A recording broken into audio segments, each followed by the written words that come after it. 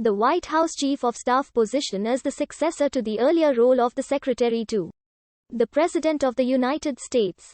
The role was formalized as the Assistant to the President in 1946 and acquired its current title in 1961. The current official title is Assistant to the President and Chief of Staff. The Chief of Staff is a political appointee of the President of the United States who does not require Senate confirmation, and who serves at the pleasure of the President. While not a legally required role, all presidents since Richard Nixon have appointed a Chief of Staff. In the administration of Joe Biden, the current Chief of Staff is Ron Klain, who succeeded Mark Meadows on January 20, 2021. The Chief of Staff is the most senior political appointee in the White House and holds Yankee White security clearance. This is the highest level of clearance in the United States government, allowing the Chief of Staff access to highly classified national security issues. The position is widely recognized as one of great power and influence, owing to daily contact with the President of the United States and control of the executive office of the President of the United States. The duties and responsibilities of the White House Chief of Staff vary from one administration to another and, in fact, there is no legal requirement that the President even fill the position. However, since at least 1979, all presidents have found the need for a Chief of Staff, who typically oversees the actions of the White House staff, manages the President's daily schedule, and decides who is allowed to meet with the President. Due to these core duties, the Chief of Staff has at various times been labeled the President's gatekeeper. Originally, the duties now performed by the Chief of Staff belonged to the President's private secretary and were fulfilled by crucial confidence and policy advisors such as George B.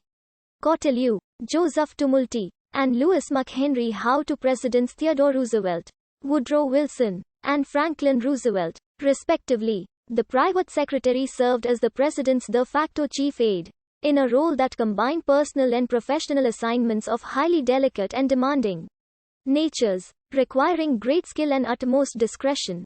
The job of gatekeeper and overseeing the President's schedule was separately delegated to the Appointments Secretary, as with aide Edwin Pa Watson. From 1933 to 1939, as he greatly expanded the scope of the federal government's policies and powers in response to the Great Depression, President Roosevelt relied on his famous brain trust of top advisors. Although working directly for the President, they were often appointed to vacant positions in federal agencies and departments, whence they drew their salaries since the White House lacked statutory or budgetary authority to create staff positions. It was not until 1939, during Roosevelt's second term in office, that the foundations of the modern White House staff were created using a formal structure. Roosevelt was able to persuade Congress to approve the creation of the Executive Office of the President, which would report directly to the President. During World War II, Roosevelt created the position of Chief of Staff to the Commander-in-Chief, for his principal military advisor, Fleet Admiral William D. Leahy, in 1946. In response to the rapid growth of the U.S. government's executive branch, the position of Assistant to the President of the United States was established. Charged with the affairs of the White House, it was the immediate predecessor to the modern Chief of Staff. It was in 1953, under Republican President Dwight D. Eisenhower, that the President's preeminent assistant was designated the White House Chief of Staff. Assistant to the President became a rank generally shared by the Chief of Staff along with the other most senior presidential aides such as the White House Counsel, the White House Press Secretary, and others. This new system did not catch on immediately, however.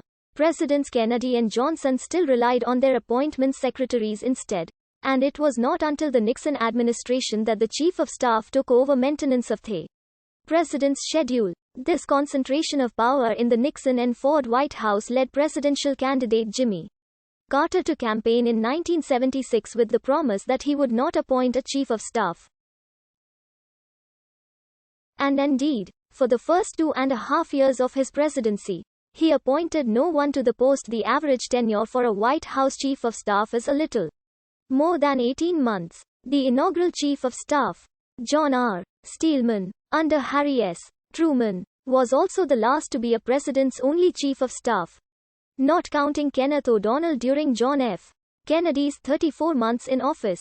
Andrew Card and Dennis McDonough each served at least one entire presidential term of office under Presidents George W. Bush and Barack Obama, respective.